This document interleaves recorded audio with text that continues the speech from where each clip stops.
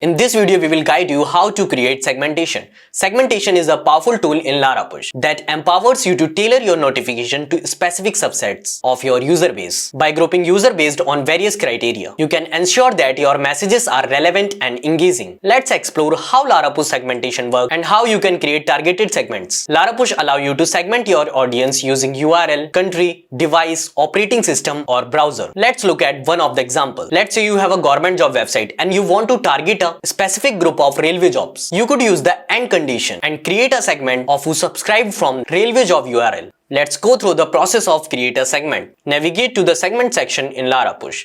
Click on create new segment. Enter a name of your segment. Select domains for multiple domains, choosing selectively if needed. Choose the properties and condition for your segment. Check the estimate to preview the segment size. And that's it. Segmentation in LaraPush is a strategic tool to enhance engagement and conversion rates by sending targeted notifications to right users. By understanding how to use conditions effectively, you can create segments that deliver impactful messages to your audience. Thanks for choosing LaraPush.